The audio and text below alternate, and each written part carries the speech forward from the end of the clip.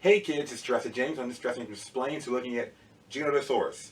Now, this will be a kind of a bigger topic, and I will say this. I know in Jurassic World Dominion, it's pronounced, well, they say it Giganotosaurus, but I'm basing my pronunciation on Rudolfo Correa, who was one of the animals who one of the top paleontologists who named it. So he referred to it as Giganotosaurus. That's what I've always called it. I know it's called Giga now because of Jurassic World, but that's what we're doing. But do not confuse it with Gigantosaurus. That is I think it's kind of a TV show, and also a sauropod from England. So, starting same rules, older models to younger models here. I've wanted to do this dinosaur for a while, but I knew it was coming out in Dominion, so I waited, and so here we are. So the first one I have actually is not my first one. This is my first one, but this is the oldest one. So actually, I bought this from a friend of mine named Liam, a PhD student at A&M. Sorry, UT. That's bad to get mixed up in Texas. So this one here, basically, I remember these models. When I was a kid, I bought the Velociraptor. I have a T.rex of this group, and they come with these little things with a name and like a general, like a museum display its size. There's a little stick there to hold it up. So here's the model. Now, it was discovered. The actual the genre was discovered or first recognized in 1993. It was named in 1995, and it was published in Nature, basically. So at the time, it was thought to be the biggest dinosaur in the world, bigger than T.rex at least, biggest predatory dinosaur. Specify. The sauropods are always bigger, right? But the idea is that based on its measurements, it's supposed to be bigger than T.rex. So that was a really big deal back then because Tyrannosaurus rex had been the largest known land predator since like 1905, basically. So one thing to point out, this one has articulation. Now it does have the standardized Jurassic Park bent down wrist, which I always harp on. What's really neat about the skull, though, is the skull is actually not, it's a cool model, period, but the skull is not super accurate because one of the things that marks this group, its family is Carcar dinosaur, which I'll go over that in more detail later, but they have very narrow, like tall and narrow skulls. And this guy has more of a truncated, like almost Tyrannosaur almost skull in some ways. The feet, of course, are important because oftentimes those see dinosaurs with really big legs and feet, and part of that is toy engineering, but they often would have had smaller feet to their body than we would imagine. And of course, I like the tail going straight out. That's really cool too with this model. The neck can turn, the jaw opens to bite like that, the feet can turn like this. So it's a really cool model in its own right, and I'm glad to have it part of my collection. Now, my first Giganotosaurus figure is actually Safari. I'm not sure, can't remember their, is it not here? No. There's no name for I can't remember the name of the company. I remember seeing it at the Store of Knowledge when I bought my Raptors. But Safari in I believe, 2007. No, this is 1997. This is 2007. So we're looking at like 10 years in the future. And this one is my first model of this animal. And it shows what's really important on the side of the skull is kind of low and wide, but more important, low like tall like this and elongated. But on the nose, right above like the nose between the eyes, there's these ridges there. Now, the importance of that, and it's a very consistent thing we see in most of these models, is because they have what's called a rugose texture there. And that implies some kind of extra growth or something that be along that area, and they've consistently done that for the most part for the animal. In fact, when I'm looking at drawing a skull of a member of this family, I often look to those features. Again, what's really cool is that the actual figure here, the hands are like this. They're like this, or palm to palm. That's really awesome. The tail, of course, it's designed, if I remember correctly, I used to be able to balance like this, but of course the tail is there to have a balance. The feet are correct. You have 3 toes facing forward, a dew claw here. They found a lot of the animal in real life. So in general, think of these guys as the descendants of the Allosaurids, that they are in that Carnosaur group, but they are not Spinosaurus, they're not Tyrannosaurs, they're definitely not Raptors. They're that Allosaurus line's next step. So I'm going to go over again its family members too, but as far as the models go, this is really great. Next, I want to point out this guy here. Now, my biggest concern with this one is it can't stand. It's one of those things where I have to probably heat the plastic up, do something to kind of reform it. But that kind of stinks for me. It's a Bullyland, from Germany, and it was made in there's no year. So Bullyland's a company that's not as popular now as it used to be. But again, overall, it's a great model. It shows you, you have all the right parts. The feet have the 3 forward-facing toes. The back dew claw. The hands are the left hand's kind of going in like this, but the right hand's doing the classic, But the tail I like because it's pretty adequate size, and it is horizontal. Like the animal is a horizontal model, and that's the thing I enjoy seeing that in predatory dinosaur toys. Like it throws off their balance, but it's it's kind of worth it. Well, not really. No, I hate that falling. In fact, if you ever see me in the store purchasing these guys, I like to balance them and see which one balances the best. Which brings me to something that historically I did not like. I did not like the stands on the little green army men step thing, but when you do that, you get this perfect stance. And this one is a gift from a friend of some of my top fans, the Vanderpool family, and they got this for me at the museum. And like I said, this is Safari 2017, so it's literally the toy-wise evolutionary next step from this guy. I mean, they've really just taken that design and pushed it forward. They look very similar as far as these animals go, but this one has the proper stance. The hands are proper. The skulls look very similar, which is expected. They tweaked the mold, gave it a base basically. But I personally just love these elongated straight tails. That's just so cool to me. I mean, when the toys have them all bent up, they do it for size to kind of condense the toy down. But that's how it should look. That's it, right? So I like this model a lot. This is Safari 2017 Giganotosaurus. Now we go into some other areas. So if in Marshalls, the stores like Marshalls, Ross, Burlington, you might go there and they'll have these dinosaur toy packs of 5 or 6. And I got this one from that. So this is another Giganotosaurus. Now what's really cool is that, speaking of all size, they're all adult figures, right? There's only a few skeletons found with animals, so we don't find juveniles with well, not mentioning Tyrannosaur, but other predatory dinosaurs will find adults and juveniles. You can compare how they grow over time. With Giganotosaurus, we only find adults or adult remains, so we don't have that, we can't study that, right? But in general, what we're saying here is this one is it has an exact. I mean, as you would see with a cheaper model, the exaggerated the little crest horns here. The hands are actually really good. They're inward facing. The feet are pretty good. Tail's too small, but that's again packaging that they want to keep it as condensed as possible to fit in the package. Same mold and company. Basically, the company, I don't think it's on here at all. There's the name. Made in China, of course.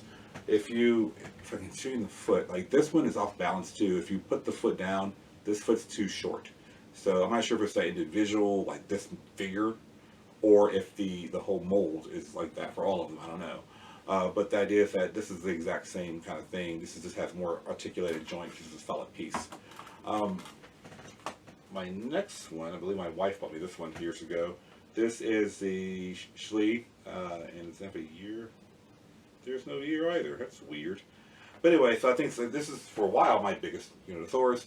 What I don't like about this one is that they kind of gave up on the crest and the face. They really went on these back spines, which is also something I point out that for this one, they have little back neural spine points or something like that, and they disappear over the hips, which is weird. But I've seen the skeleton. In fact, I first saw the skeleton, a cast of a skeleton, in Atlanta, Georgia, at the Ferret Museum, and they have one there of I believe it's a Giganotosaurus chasing or fighting a Argentinosaurus that you can actually walk under.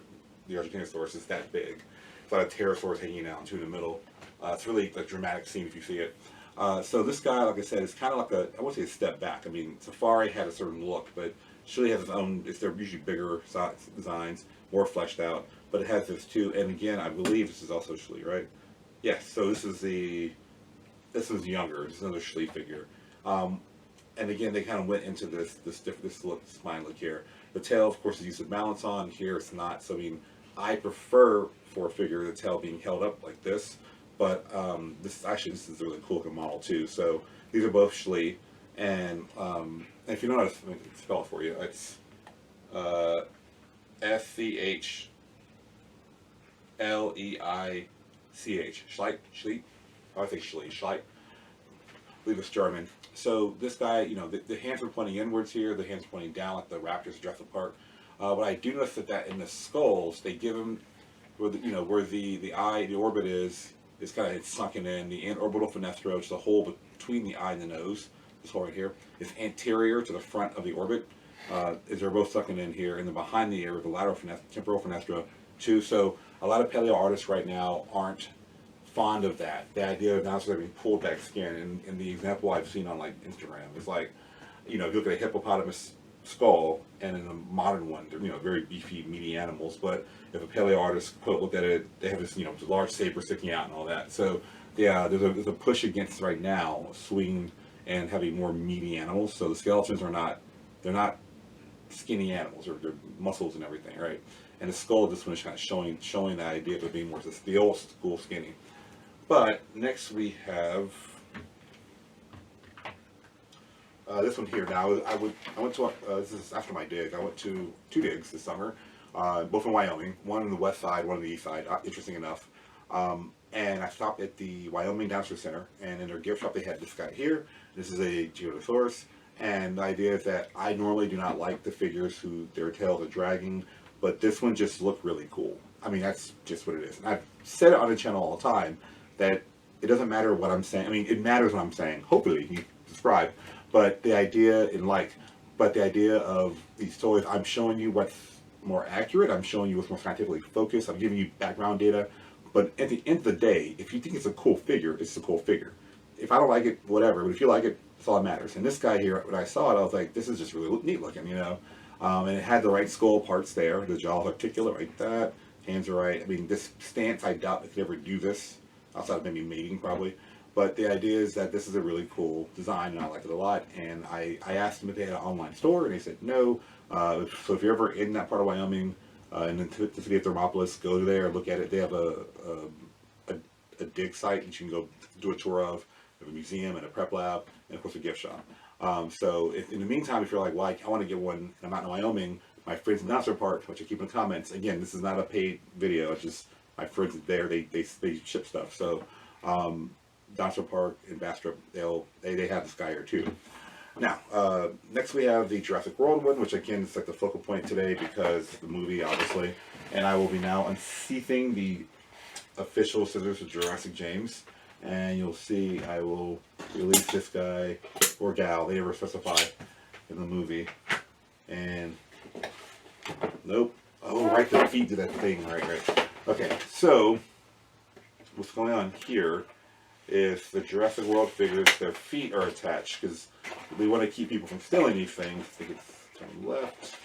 So you open like the bottom, you can turn the little plastic knob, and either left or right. There it is. And then I have to reach in here. I don't like destroying the box. I don't know why. I just throw them away anyway, but I don't like doing. I don't know why I'm not like a destructive person. So there you go. Now, the first thing I want to point out with this model is when I first saw it in the store, my wife was at Target, and I remember that, yeah, this rolling thing. Now, I know what they're doing. If I remember correctly, it's here, it's here. They're doing this. And, okay. And I will say personally, I really hate that. I think that's really weird that the torso is on this ball rotating thing. I get that the Jurassic World figures, like a lot of them, predatory dinosaurs, and they're trying to give some kind of new gimmick, like a fight or whatever, because at the end of the day, the toys are made for kids. I gotta remember that. But that was just really weird as a figure. And I remember going online saying, is this really the figure that the main one? I mean, they have the giant colossal one, but I was like, is this the main one? And it was. So, if I have not done any videos on Jurassic World. If you want that, let me know in the comments. But I'll say this. I won't go too far into the movie itself, but it's the picture of the animal really wasn't, I mean, special, frankly. So the first thing I'm going to point out is this like hump here, this neural spine. So I mentioned with Spinosaurus, all the predators, the little bumps on the back of the dinosaur are called neural spines. If you feel your own back, you feel little bumps in your bones. Sometimes dinosaurs are taller. For Spinosaurus, they're 6 feet tall. I've seen Giganotosaurus skeletons. They don't have tall neural spines. I don't know why it's in the movie. I think they're doing it to make it look different than T.rex for casual observers. I mean, I have to remember when I watch these movies that not everyone watching them do paleontology. So for me, it's like, oh, of course this is this. I will show you that it has that little DNA scanner thing that they're very proud of. The tail has these articulation points here. There's one more button somewhere, right? No, it's just that. The feet are pretty large, and the arms have 3 fingers, which is correct. The skull, in my opinion, is way too wide. If you open the mouth here, you can see like there's a really wide, like it should be more like the movie, the actual visual of the movie, more triangular shape in that way, or narrow triangle shape. But the elephant in the room, of course, is that they refer to as the biggest predatory dinosaur of all time. That is from the 1990s when they thought it was. Of course, Spinosaurus is longer. And if you ever want me to go do a video on the largest predators or the largest sauropods or whatever, based on toys, please let me know in the comments. But overall, it's just a really weird looking figure. But I get it. It's what it is. Now, we've gone over the figures, we've gone over the brief history. Giganotosaurus lives in South America in the late Cretaceous period, about 99 to 97 million years ago. So it lived before T.rex, it lived after Epicetosaurus. There's a certain, within the Cretaceous period, there's the early and the late. Within the late, there's like 6 different times. In the early Cretaceous had different, what's called stages or ages, little subdivisions. It is the earliest part of the late Cretaceous period. So it's living in South America. At the time, South America is breaking out from Africa. From Pangea. Pangea is broken into 2, north and south. The South, Africa and South America are ripping apart. So that's where Giganotosaurus is. Regardless of anything, it is the largest predatory dinosaur found in South America, period. And the idea here is that we should still honor it for that alone. But when looking at other predators, there's a lot more to unpack, and I'll get to it in a minute. As far as familiar relations go, in the same line, there's a dinosaur I did a video on before called Giganotosaurus.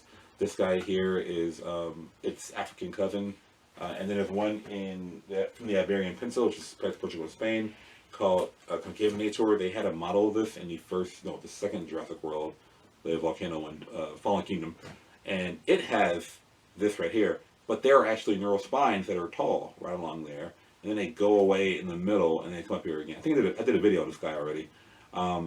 And so that makes sense. We found that.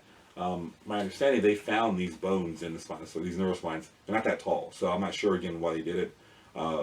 Scientifically, at least. Maybe, movie-wise. To give you perspective, these are all in the same, family. These are descendants of the Allosaurus line. Now, I want to point out other relatives. Now, first and foremost, I've done the video already. This is a more scientific version of Giganotosaurus. Put that right there. If you would stand, please. Yeah. Here is to keep perspective, our Giganotosaurus model. In Concavinator, I brought another. There's one cell here, they put a cell over it. Don't know if it's true or not. So these are the Jurassic World version and their model version, right? On the other hand, we have relatives of Giganotosaurus. His closest relative is Mapusaurus. And Mapusaurus is one of the new dinosaurs that's really popular on the rise. And it's essentially the same body type. It's just that it's a different rock layer. And there's the North American cousin, Acrocanthosaurus, which there's no Jurassic World figures of these guys yet, I assume. And so the idea is that these are all in the same group. They're called Dinosaurs. I have a link in the description on my theropod page. You'll see them all together in that little section. And again, they're like, what happened basically, for the most part, is that when the Cretaceous period begins, where the whole world during Jurassic has sauropods and allosaurs and stegosaurs, the northern hemisphere gets like raptors and rexes and duckbills for the most part. And up until we thought recently, the southern hemisphere has a continuation of the Jurassic, which is big predators, these big herbivores, and that kind of works, right? We now have found some things here or there, but yes, so that's what we're looking at for the family unit. The final part of this talk, or today's talk, I'm always in lecture mode, are the large predators in where its size, where it fits in, right?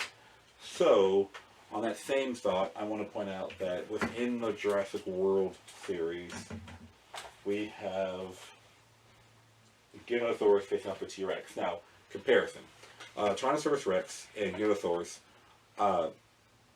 based on the measurements, Giganotosaurus skull is like 6 feet, about to be 6 feet long, Tyrannosaurus skull a little over 5 feet. The difference between these two animals, mainly, other than them being from different branches of the family tree, think about how there's carnivora, like we have lions and wolves and bears and raccoons and something like cheetahs and stuff, mongooses. There are different branches, right? Well, and within theropoda, there are very different branches. So the Tyrannosaur branch is on one side, and where these guys are different sides. So they're both large predators, but they're different kind of animals. And my analogy would be that imagine T.rex is like a grizzly bear. It's big, it's very powerful. The Giganotosaurus is kind of like a tiger. They're both large animals, but they have different body styles. For one thing, Tyrannosaurus have more powerful bite. These guys, they're sauropod killers. They're living with long necks. He's living with duckbills and hornitosaurs, right? By comparison, another large predator from the franchise is Spinosaurus. Now, before you start screaming at the video or screaming at the computer or phone or whatever you're watching on, I know that the new Spinosaurus looks like this. I did a video on it years ago, actually. But as far as the franchise goes, it's in this, the upper echelons of large predators.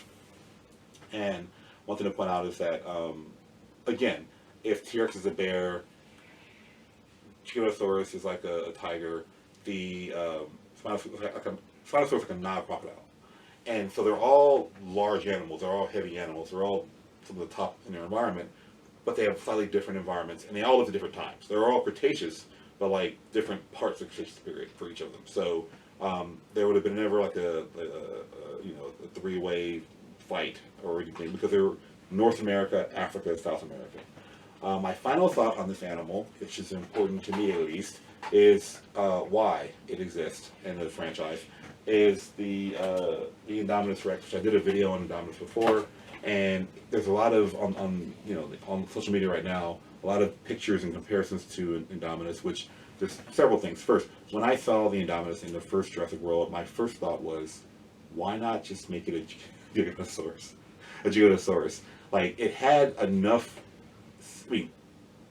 far away similarities to these animals to say, yeah, they're, if you're looking for a large predator that can threaten T-Rex, Giganotosaurus.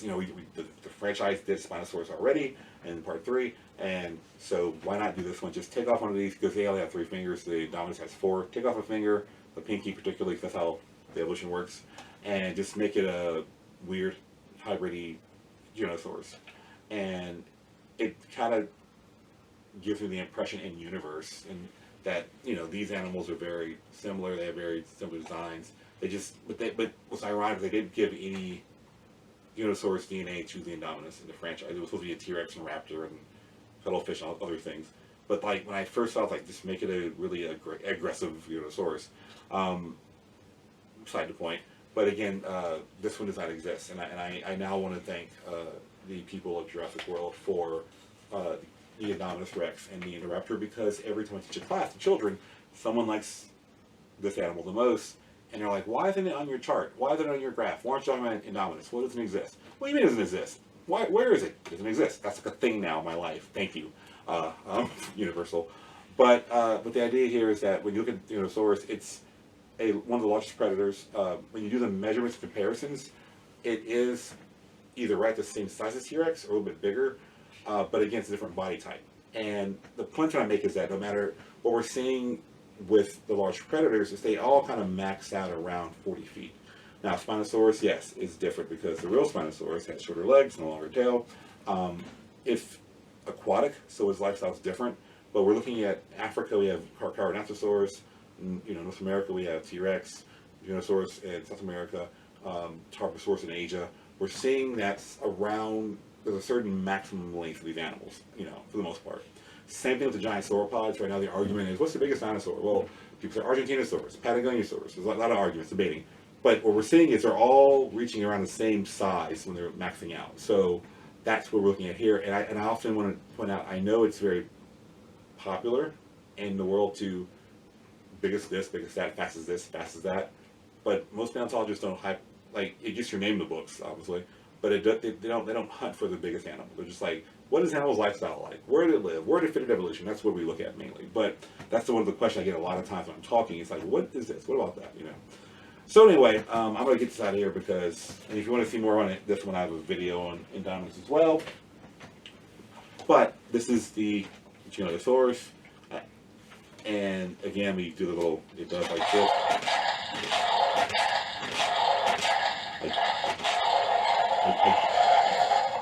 I just don't like that. But cool model, cool figure, here we are. If you want me to do more like different species like this, let me know in the comments. Or if you want me to do like more on the largest predators or compare the figures, again, let me know. That being said, I'll see you guys later, and thank you for tuning in. Moving on, I must remind you to subscribe, like, share, both. All the ring a bell, I think. Yeah, thank you. See what.